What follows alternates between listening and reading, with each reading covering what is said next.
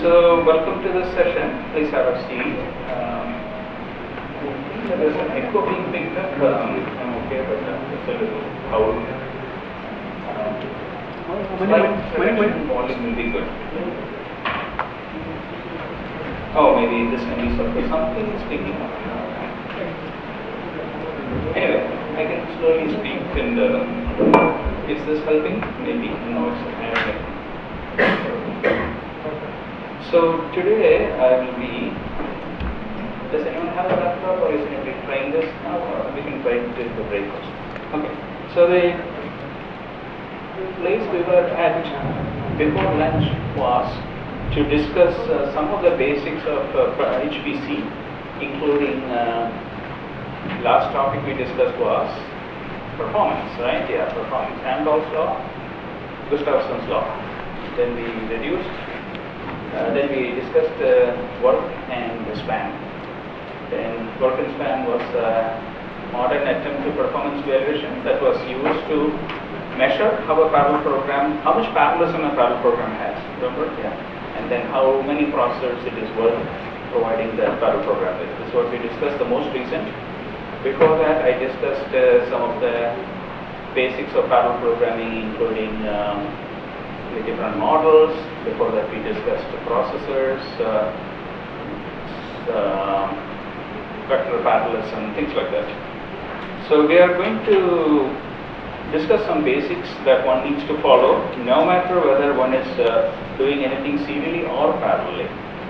So if you don't get the serial performance up to par, you don't get the corresponding parallel programming benefits. You will have 2 or 3 lab modules associated with this. They are not very deep or complex, and you will enjoy doing these. You will be able to actually observe some of the speed-ups or lag thereof by hands-on. So that may be done this afternoon, or if time doesn't permit this afternoon, you can do it the first thing during the next lab session. So let us begin with floating point numbers. I left you with a thought that floating point numbers are what we deal with. Floating point numbers are numbers that help express a large dynamic range using a small number of bits, as opposed to fixed point where you only have uniform representation of bits, and if you have n bits, you can span only 2 raised to n in magnitude. In floating point, if you have n bits, you can span much more than 2 raised to n. But the thing is that you don't hit every number. You usually leave a lot of gaps. So you end up representing only 2 raised to n numbers, but the numbers jump in distance doubly.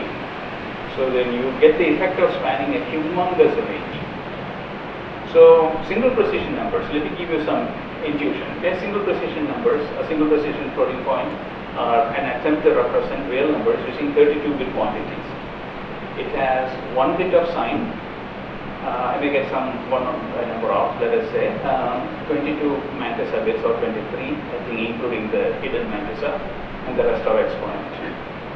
And it can be used to represent the entire number system, the entire range of scales you need to represent, starting from the distance between 2 atoms to the distance from Earth to Moon.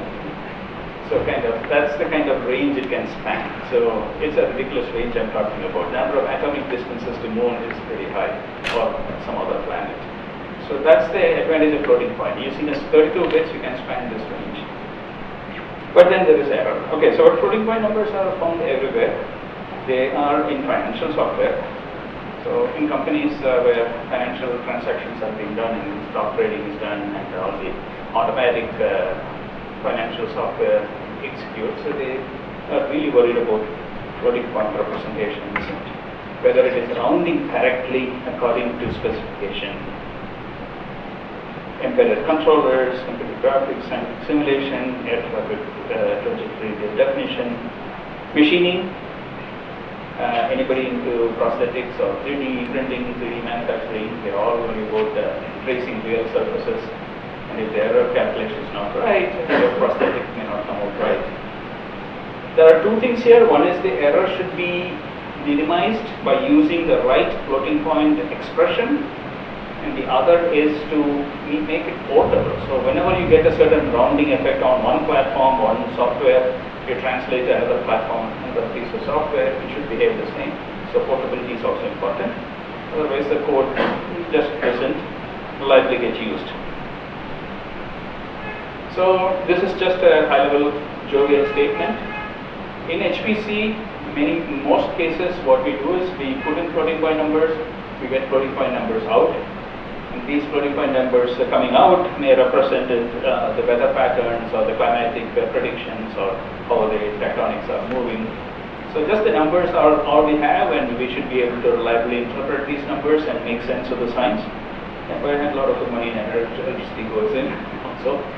So how do we make sure that we are getting reliable numbers? So again, a little bit of history. Floating point has been around for a long time. It's nothing new. So the first Zeus computer currently have floating point numbers in it. People figured out how to represent a large dynamic range using small number of bits long ago. But I think the main innovation in this area was standardization. Before 85, especially before Kahan did his pioneering work, each computer used to get a different give a different answer for the same code, widely different answers. So nothing could be reported.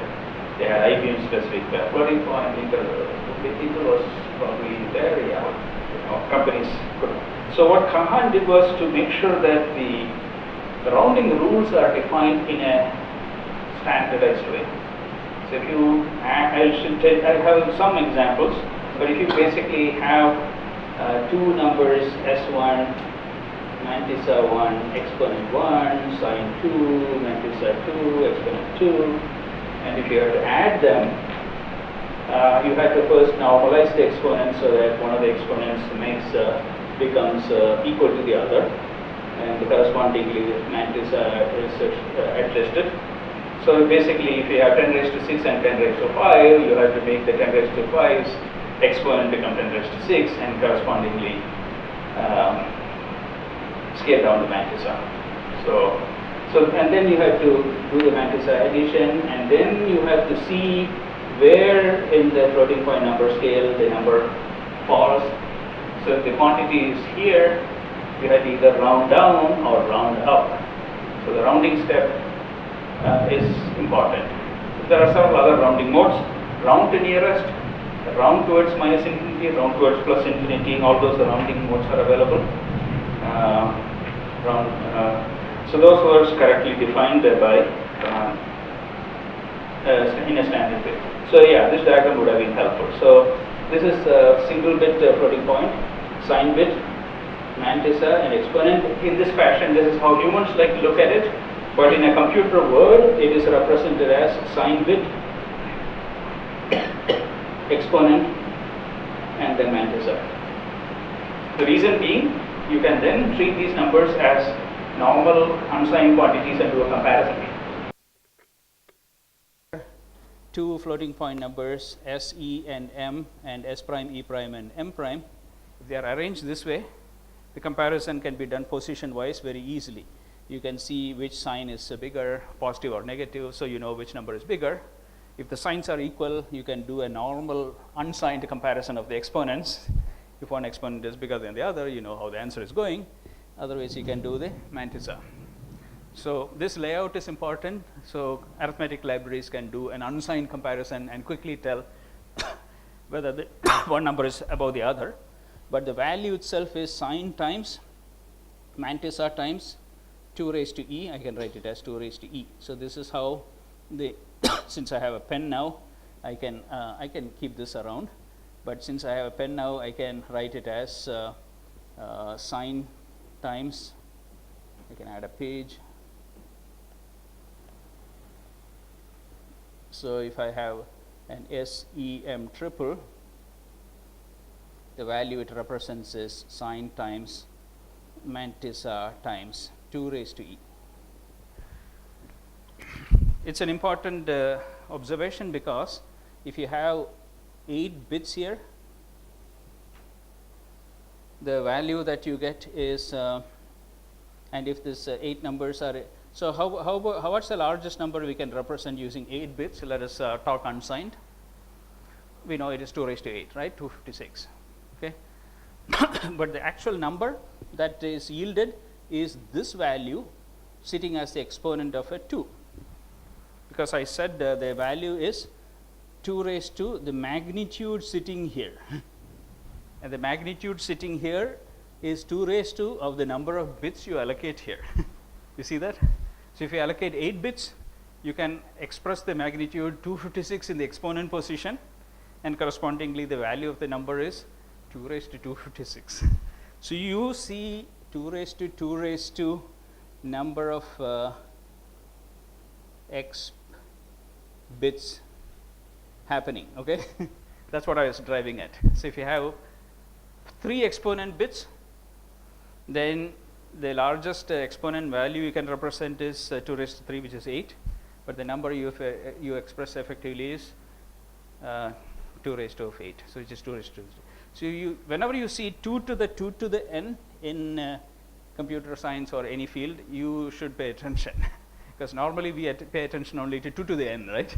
2 to the n is big enough, but 2 to the n appears in floating point, and this is why floating point spans a humongous range. And this appears in 2 cases in computer science. One is the number of range of a floating point. The other is the number of Boolean functions over n inputs. This is another curious fact of computer science. Why did I say that? So if you have a 2 input function in the Boolean logic, you can represent an AND gate or an OR gate or an XOR gate or an NAND gate, right? But if you list all the functions, there are 2 to the 2, because 2 is the inputs, or 16 Boolean functions you can obtain. And if you have a 3 input function, you can get 2 to the 3 gate types you can make and sell in a catalog, which is 2 raised to 8 or 256. And then if it is a 4 input, it is 2 raised to 4, it is 2 raised to 16, which is 65,536. So you see how it grows much faster than normal, okay. It's a good point, because I have not seen 2 raised to n in other contexts than in Boolean functions or in floating point, just something. Anyway, so given that I have some graphs, okay, so this is how I'll come back to it. This is how floating point number scale looks like. You see that the numbers are all there, but when you keep rolling, this is the lowest exponent, let us say. Then once the exponent field comes to the highest end, it has to roll over and become the next higher exponent, okay. When it becomes the next higher exponent, the distance between the numbers starts doubling. When that exponent field is exhausted and goes to the next exponent, the distance between them starts doubling yet again. That's how floating point numbers represent this much dynamic range, but it doesn't touch all the numbers. You see, lots of gaps. And in fact, the number of representable numbers in floating point is an important thing. There are half of the numbers that you can represent using floating point number scheme lies between -1 and 1. Half the numbers, total number of representable numbers in floating point scale lies between -1 and 1, all bunched together. All the other numbers are available, but then the higher the magnitude, they double they jump. It's the frog story. Have you heard of the story of a frog starting in the middle of, let us say, a circle of radius 64? If it jumps 32 feet the first time, 16 feet the next time, 8, third, 4, etc. This is Zeno, I think, some name. Will it get out of the circle is the puzzle. Each time it halves the distance it jumps, will it get out of the circle? So in the limit, it will be sitting at the boundary, it can't get out. So the thing to note is that the first jump of the frog itself is from the center of the circle to half of way in the radius, and then each jump gets smaller. So that's the kind of thinking that's going on here. -1 to -1 packs all the later jumps of the frog, and the other jumps are the initial jump. So it's a very interesting scale. We don't think about this as happening in a computer world, but the upshot is that when you try to represent a humongous number, you will be somewhere here, and then the next representable number will be further down. So when you do rounding and you obtain a value, calculation result that comes here, you have to then seek the closest floating point number. So there is a rounding up or rounding down or rounding up or rounding towards minus infinity. The amount of rounding you do is large if you have large numbers. The absolute magnitude of the error is large.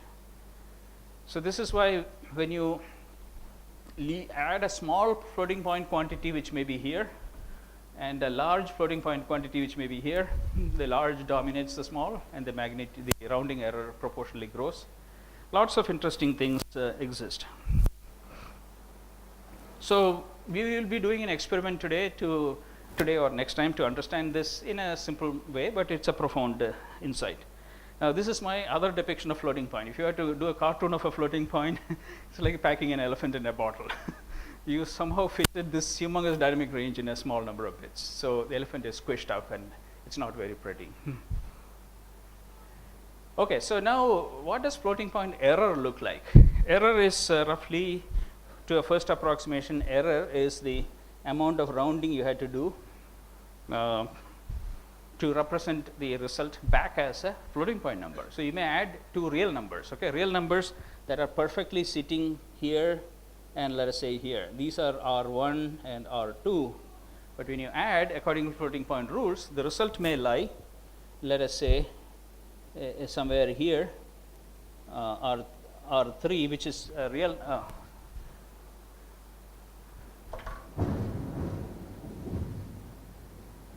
If my computer screen goes asleep, let me know because I didn't touch here and went to sleep. Okay, so when I have R1 and R2 and the number comes here R3, then you have to round it to the nearest representable number.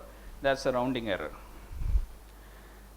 Rounding error functions are hilarious to look at. Nobody even thinks about these functions. But if you were to just plot it using a high precision math library, you can plot it. This is how the error for multiplication looks like as a two-dimensional graph.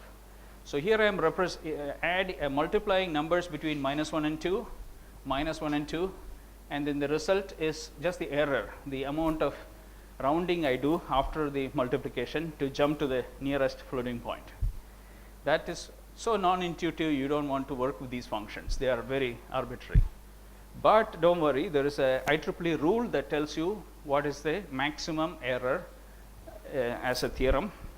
That tells you that if I basically have a final M1 plus M2 as a addition, the error is as if I multiply it with a machine epsilon E, which is a known constant.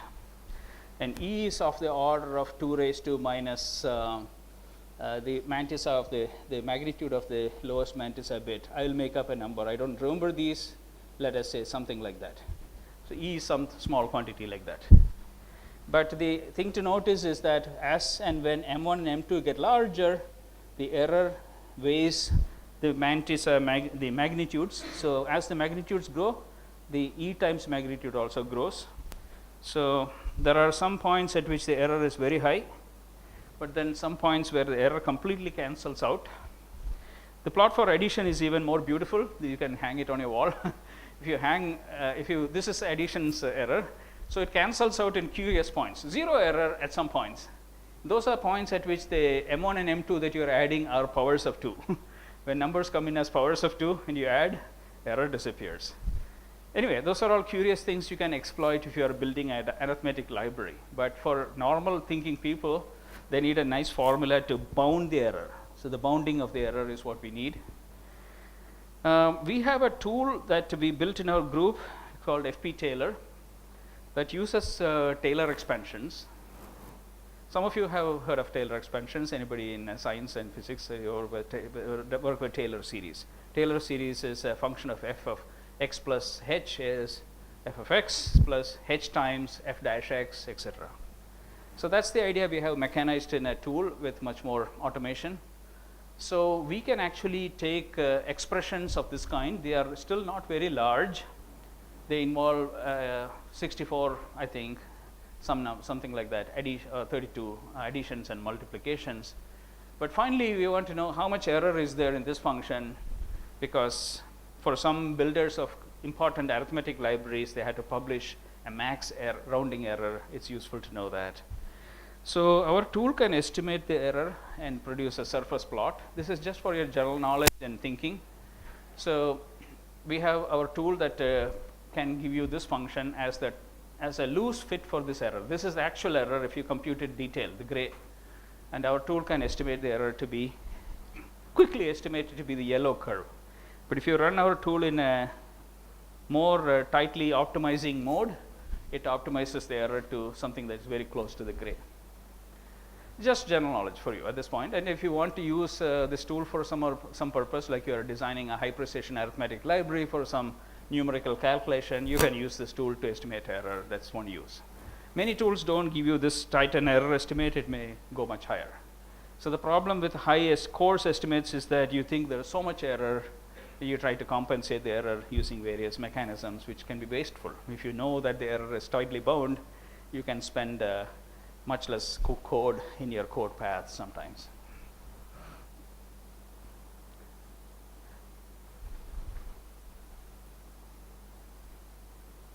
There are other curious facts. Since we are in a fun afternoon mood, let me tell you that floating point becomes so non-intuitive sometimes. We all agree that x is a more accurate representation than log of e raised to x. You all agree? Log of e raised to x is x, right? Log of exponential cancels out. In real numbers, they are identical, but in floating point, x has no rounding, no operations on it. Log of e raised to x has two operators, some rounding, so there could be error there. But if you want to calculate a bigger expression like e raised to x minus 1 divided by x, would you prefer e raised to x minus 1 divided by x or e raised to x minus 1 divided by log of e raised to x? Second, why? Yeah.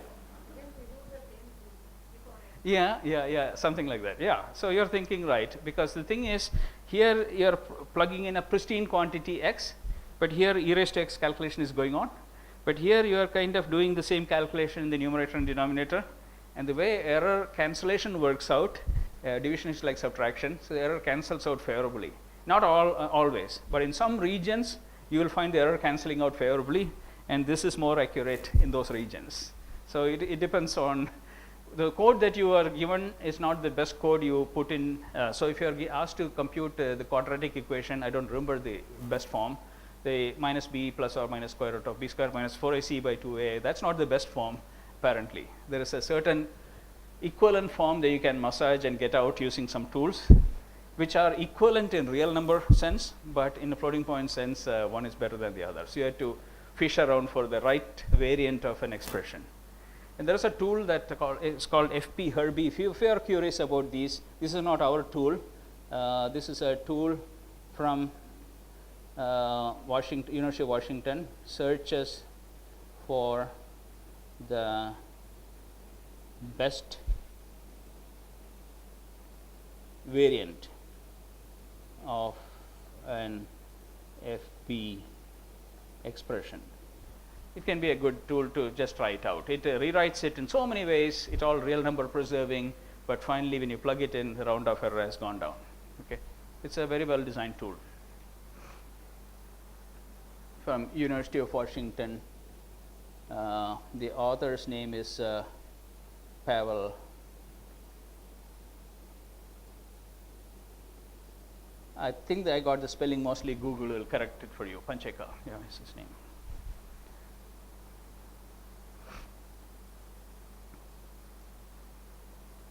Okay, the other point you can get surprised when you run floating point code can be in an OpenMP context. So here is something you can actually do or even run into.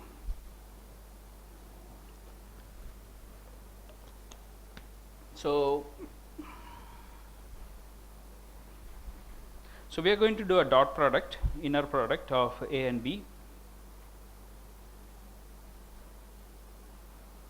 So, this is how we will be writing OpenMP in actually tomorrow. You put a pragma OMP parallel for, then you declare shared AB.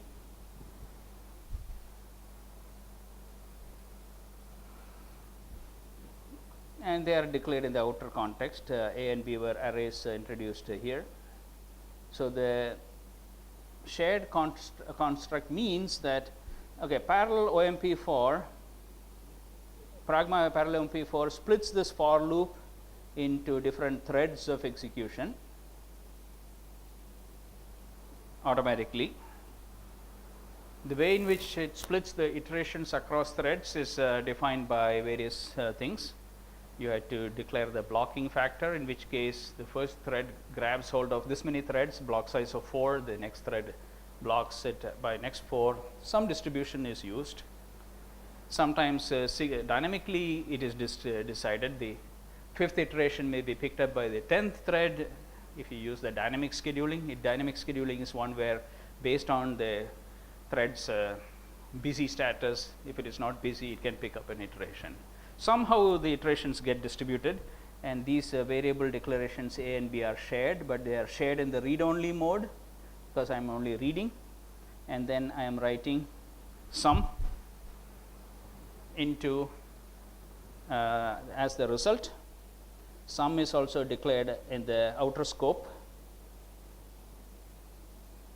So basically all the threads are reading A and B and then writing sum.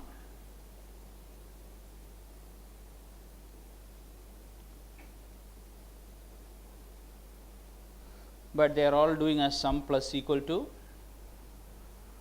Normally that is not a good piece of code because you cannot be concurrently trying to write into a variable in a plus equal to sense. That is called a data race. I will be talking about that soon. So, you are kind of racing to write into sum, and some values may be lost, things like that can happen. I will get into the details, but we are not just merely doing a write, we are saying OpenMP reduction plus sum. So, when we tell that to the OpenMP system saying reduction plus sum, what it does is it sends all these values from the threads into a reduction tree.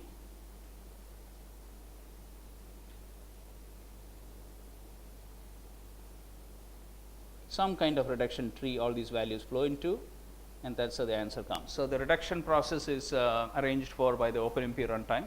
It does it very efficiently. So, there is no contention, no data race here. Okay. So, anyway, this is the kind of code. I just went in some more detail because anyway you will be hearing about OpenMP very soon. But suppose I run it with one thread, test it, I get these numbers, I eyeball it and see it's all agreeing. Okay, good, looking good. Then we said 4 threads. Okay, then something happened. Up to this there is agreement, then 7 and 5 and 7 and 5. Okay, then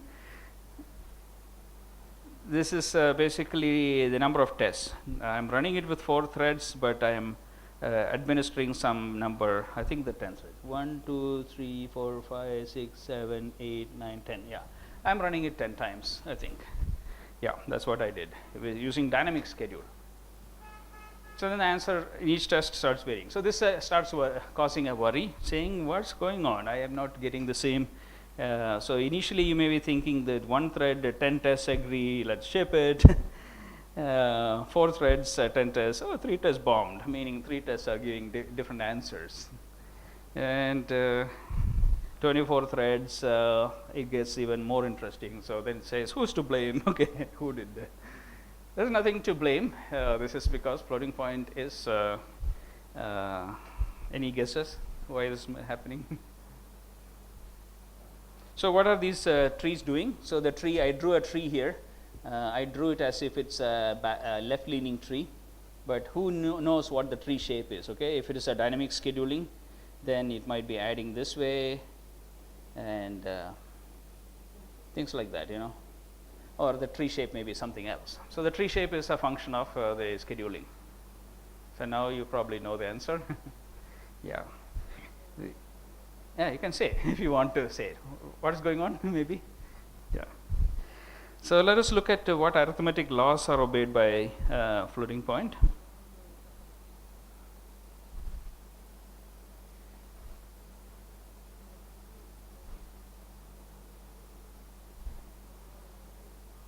I have it written somewhere, if I don't see it.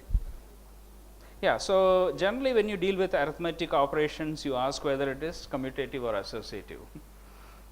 Do you think the floating point addition is associative? Intuitively. The way you should think about whether it is associative is whether a plus b plus c, is it going to be the same after the rounding step as a plus b plus c. Sorry. The answer is no. The thing is, the way you have to sort of intuitively think is, what if c is a humongous number? So if I write c as something like that, c versus a plus b plus c, something like that. So it depends on the rounding rules applied. A huge number added with a small number, the huge dominates the simple, and then the rounding is dominated by the huge. Things like that. So this is not very easy to intuitively see if you play with it, but the answer is this is not true. Commutative law is also not held in many cases. A plus b not equal to b plus a in many cases. You have to be careful on which context is true. So in general, don't take commutativity and associativity for granted. That's what is happening here, because the reduction tree is changing the reassociation, and the associativity changes can reflect as the answer change. And this is one of the more commonly occurring result variability. And the way in which you prevent this is by making sure that the runtime is building the same tree for you. And in OpenMP, if you impose a static schedule and provide the chunking factor to be a constant, you can more or less guarantee the same shape. With dynamic scheduling, you don't expect it to hold. With threading building blocks, TBB, there is an option to specify deterministic reduction, in which case it will try and it will actually deliver a deterministic tree. But then the performance can be slowed down a bit. With MPI, there is a collective operation called MPI reduce. MPI underscore reduce. That is also not deterministic to begin with. Some people have deterministic, or they have variance. I will make these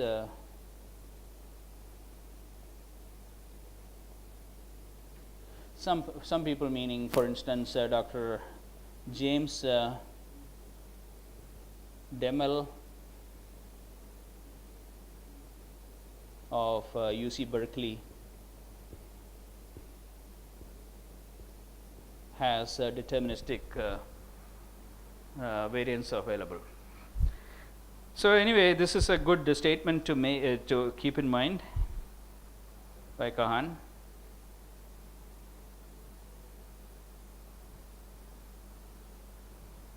They are rare. Numerical errors are rare. Don't expect numerical errors to be bothering you all the time. Rare enough not to care about them all the time, but not rare enough to ignore also. So you have to be watchful in very critical codes, whether the numerical errors are throwing off your simulation into a bad convergence trajectory, and it converges to a bad fixed point, bad net energy, bad weather predictions. It can happen. Weather code is climate code is very brittle. Certain iteration schemes. So you have to know which iteration scheme you have in your numerical scheme, and how well conditioned it is. Conditioning is the name of perturbing the input and seeing changes in the output. Well conditioned codes always converge, are tolerant. So the experiment you will be doing is something like this. You will be writing this piece of code, and you may say, am I joking? No, this is what you will be writing beginning. but then you will do something different. We all can read this C code. I can help you with C and different languages, but basically what we are doing is I equal to I plus plus, A plus 1 equal to AI.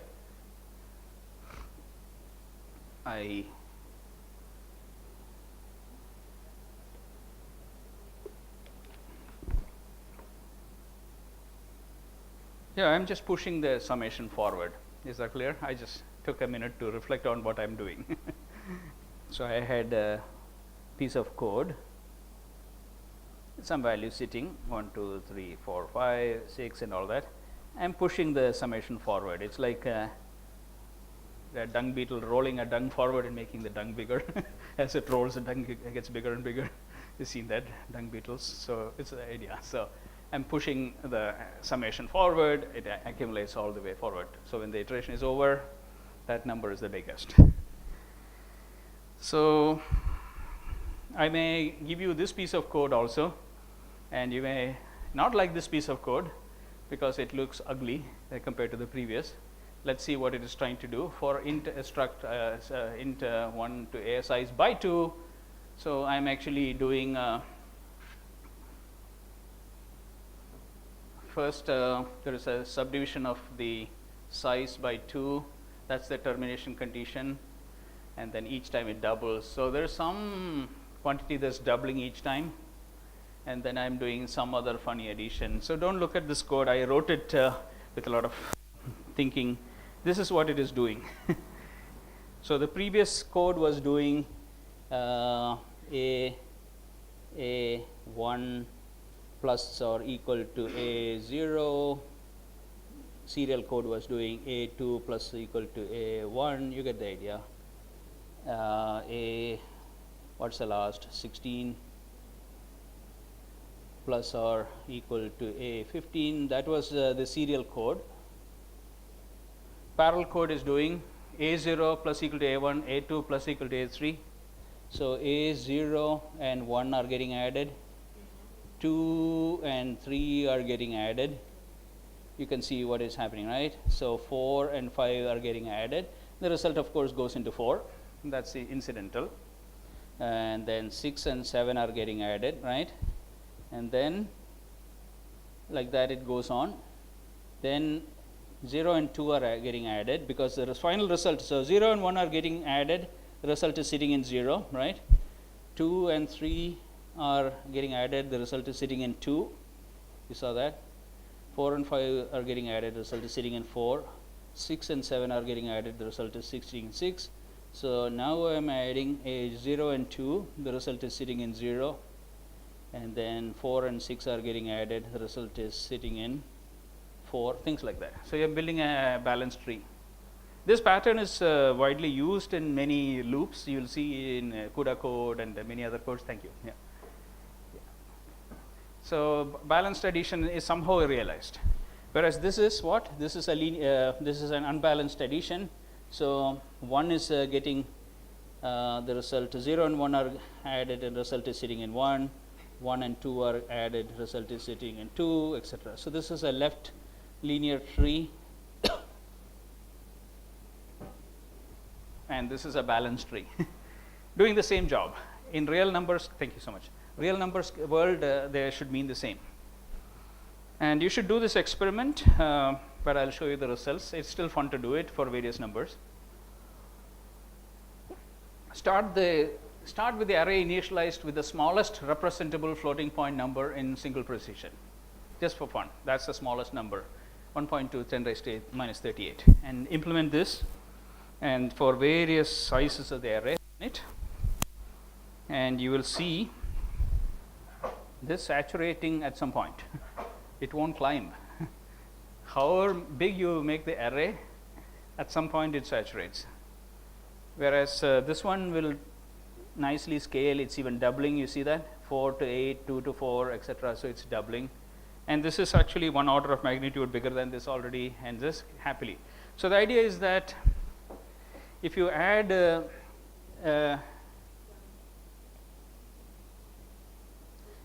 in a skewed way like this,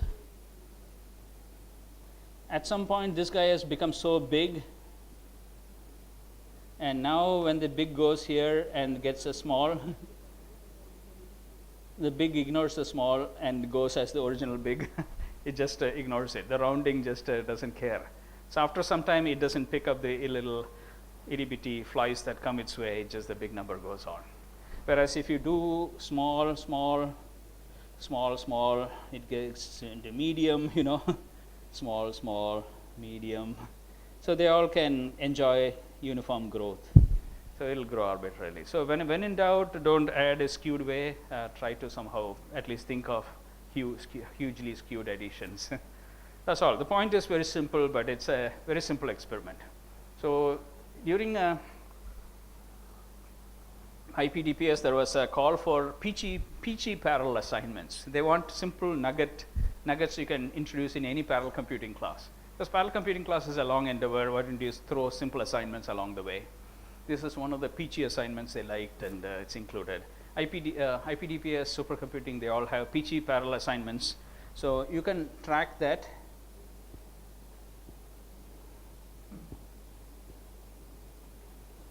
Peachy, like good.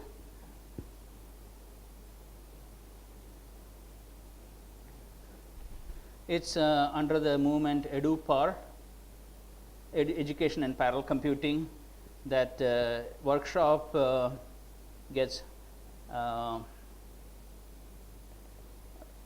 as a part of the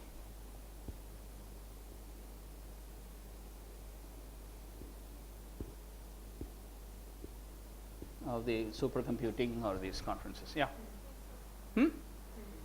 Yeah, so thank you. So yeah, it's I should keep it connected to the power, and yeah, I will in the break or so. Tomorrow I'll connect it to the power. I don't want to take time. I'll occasionally hit the space bar or shift key even. Shift key is fine, you know. Okay. Yeah, so it's held as a part of these conferences. So you can track this for picking up simple useful nuggets.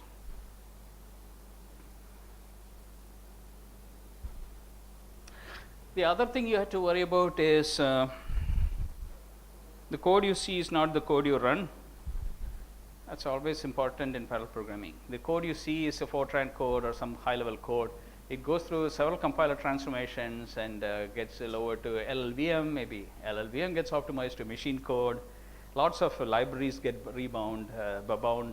So the final code can even, so it depends on the optimizations you apply. So if you write X by Y, sometimes it gets emitted as X times 1 by Y, where 1 by Y is a special reciprocal instruction supported by the computer. But that changes the rounding slightly. So you have to be aware of these. So we were asking even this question.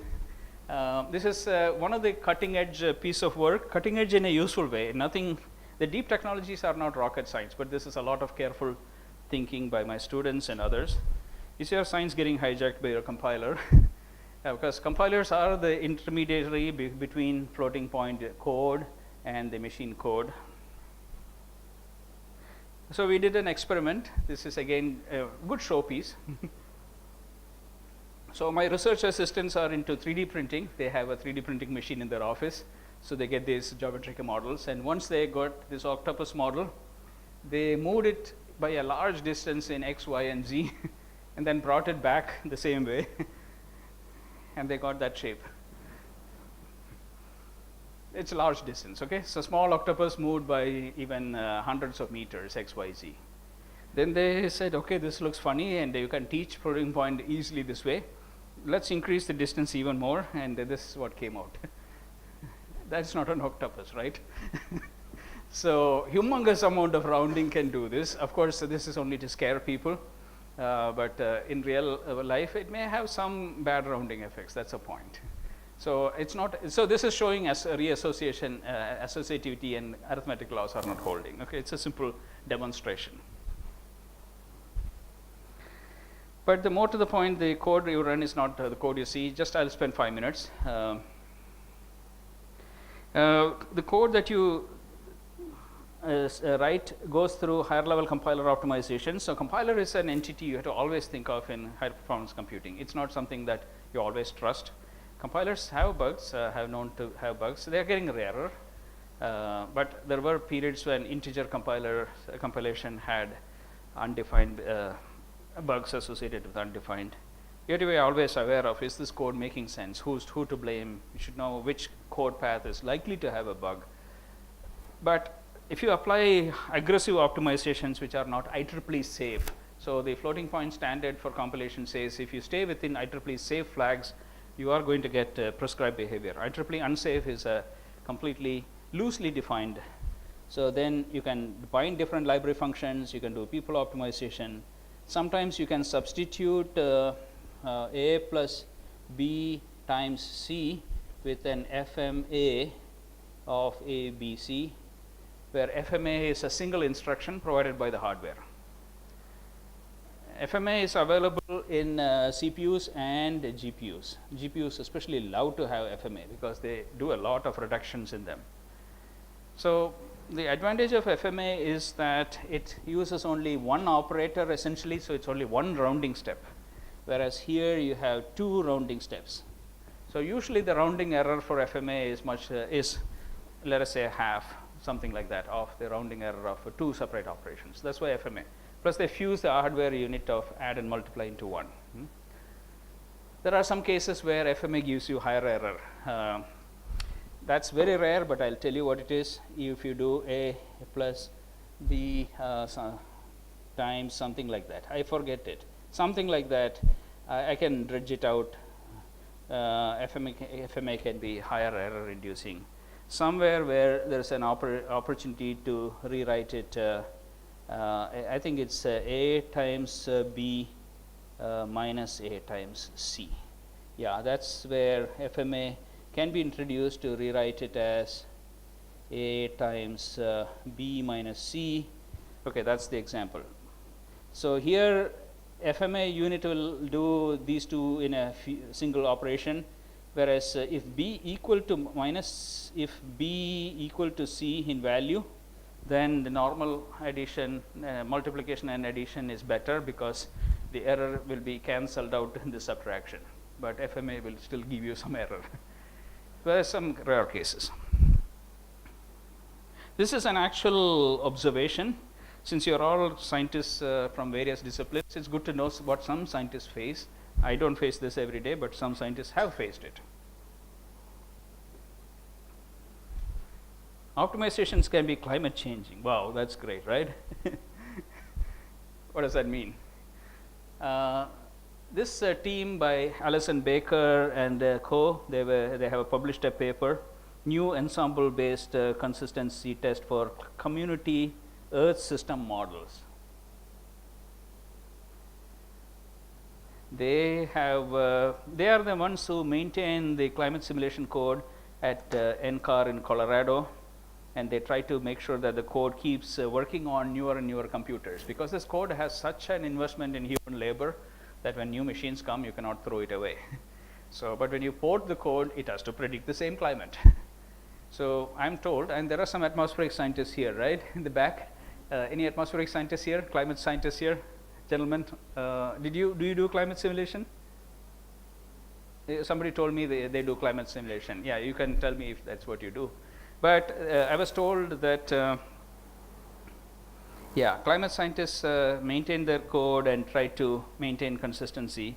They try to do Earth as of 1900 or 1800, and then they forward simulate across 200 or 200 years using various resolutions, and they had to be able to predict today's climate according to some statistical distribution. And they have an agreed notion of what statistical distribution to expect today's climate to be. It can't be the same because they have cloud models, water models, they all have variability. But if the statistics are not agreeing with the newly observed climate simulation, they will get worried, saying, now the code is doing bad simulation for me. So there is a delicate art of establishing whether it is the normal variability of Earth conditions that is giving you a different climatic condition, or whether some code bug is giving you some other distribution, something like that, we don't know. So these people have found that for keeping their code porting across, they had to apply a no-opt on an Intel compiler, they had to fix a compiler version, things like that. So they take care of maintaining the right version of the compiler, otherwise they can't trust their simulation. It really, I mean, 2-3 efforts I have traced in this area have all fallen into climate simulation scientists' work. Their codes are delicate with respect to floating point. Others may not face it. So they even, I don't have it here, but they even have a case where they added and introduced an FMA and it threw their simulation off.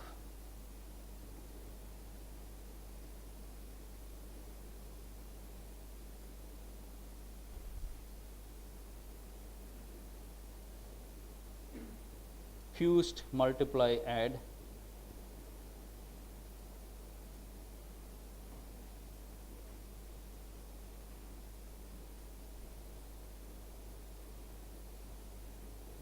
So their simulation was thrown off by introducing FMA. So they had to suppress FMA introduction by the compiler, and then their code worked again.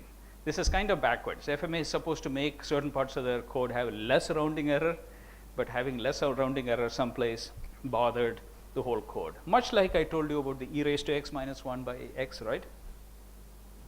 Much like e raised to x minus 1 by x was worse than sometimes. Worse than e raised to x minus 1 by log of e raised to x. That's the thinking here. Sometimes making one subcomponent better doesn't mean that the whole system gets better. Anyway, I think I will run out of time if I speak at this rate. So I will slightly accelerate, but this may be useful, interesting stuff for you, so I don't want to skip over things also. We don't want to catch a train or anything. We are in a relaxed mode. We will finish something properly. Train can wait. So we have designed a tool called FLIT. It's available for use. It's something where you have to use with some consultation with us. What we provide is we provide a test harness for the user. They can give us compilers. They can try optimization flags, and it will tell you all the different rounded answers you can get under different compilers and flags.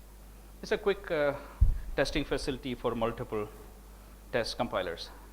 And using that, we can even produce a little map of all possible answers for quick visual inspection.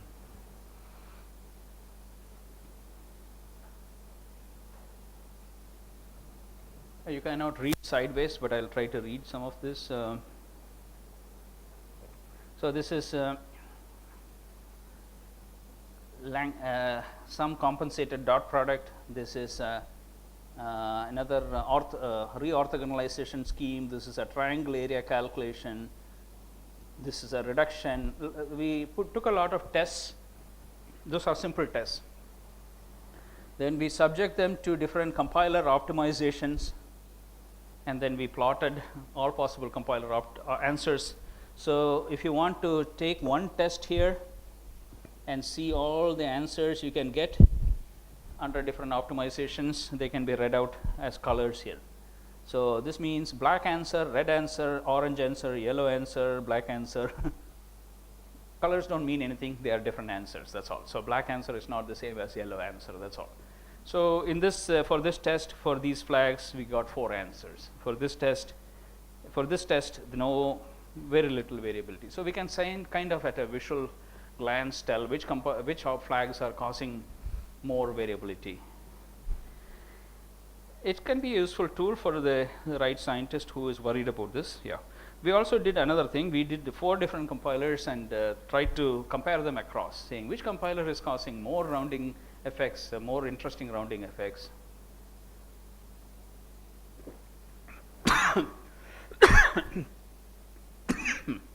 So we took Clang, GCC, Intel, and NVCC, which is for a GPU. The sizes are different because in many compilers there was no different answer, so we threw away the row and column. So we tried to reduce it to interesting cases only. So in a sense, small diagrams means less variability, you can say. But those are all compiler version. So a certain number, I forget the version number. It changes across versions too. We found that GCC later version had I think less variability than the older version. So you have to even track the version if you are worried about this. We also did a plot of, we took one of those tests and compiled it under all available compilers and flags, and just put a speed up curve just to know what lies out there. How much fast can you get with compilation, ignoring rounding entirely? Okay. And some people may be able to take those answers and compute. So if you are a neural network simulator person, maybe, or an approximate computing person, who knows? Some of these are very tolerant. What we found is the blue answers are equal to the ground truth.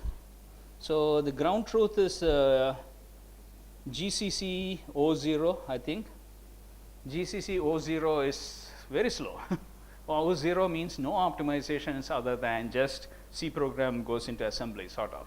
No reassociation, associativities as you wrote, no introduction of FMA, things like that. So that's very safe and trusted, very slow. Register loads and stores are also not removed.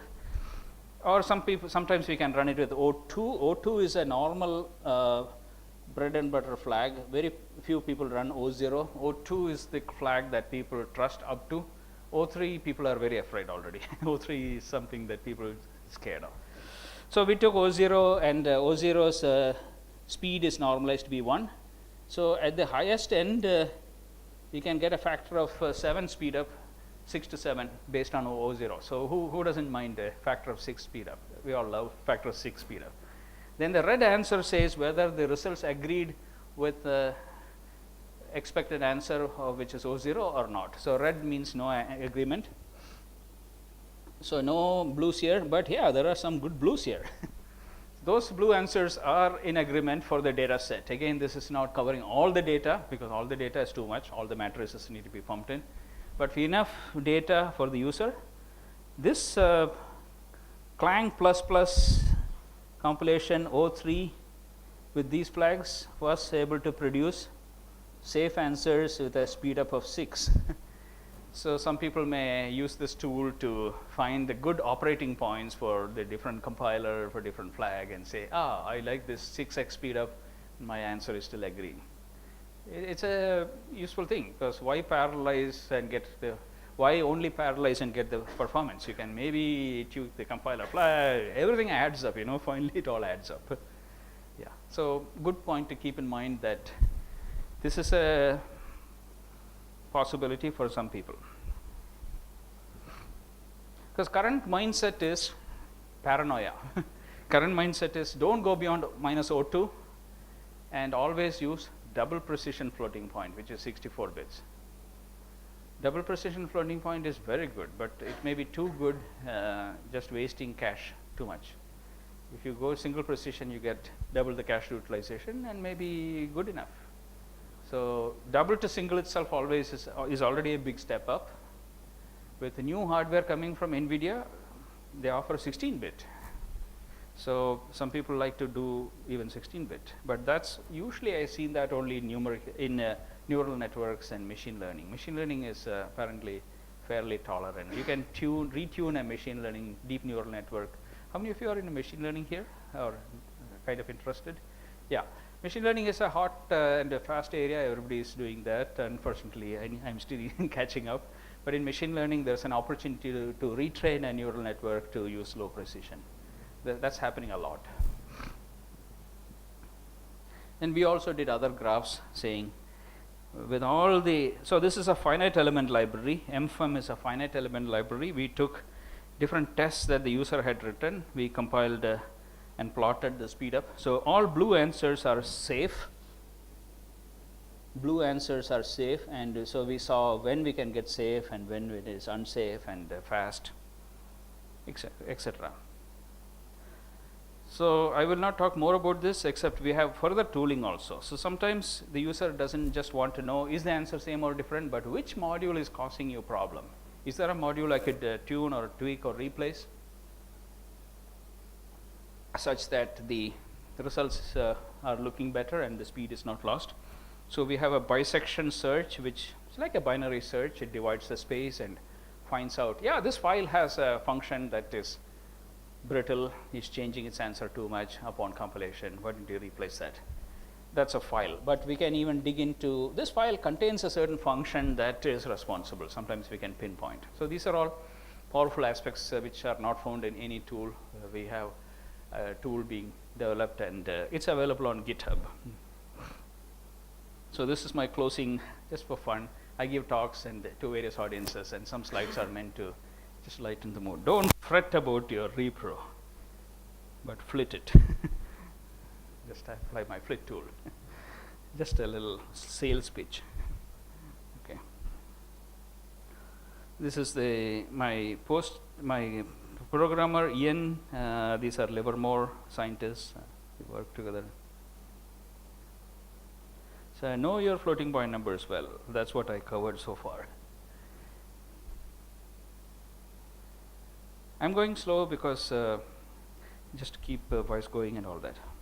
Okay, I think I had to address two important points. What is parallel computing really about? More cores, yeah, that's good, but memory access efficiency and then more cores we want. Without locality, all bets are off.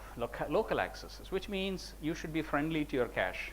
You should not evict your cache lines at every access. Otherwise, everything will slow down. And I'm going to give you some hands-on for that also, practicing that.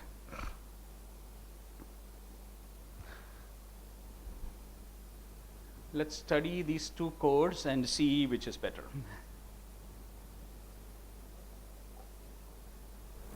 Some of my comments may be not helping, but anyway. So both have the same kind of arrays. The only difference is where? There versus there, right? So what's happening?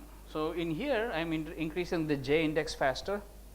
So once the I row is picked, the j is going like that. The other, basically I'm picking one I along the different j, like that. Okay. So is that right? I and j, yeah, j is going into the, so I'm assuming that arrays are laid row major. The C is row major. So arrays are essentially one dimensional like that row. So in most microprocessors, when you access a line, a cache line worth of line is fetched. A cache line is 128 bytes or 256 bytes or something like that, large number. So the idea is that you want locality. So when you touch a location, you don't get that location if it's not present in the cache, but you get a whole bunch of else.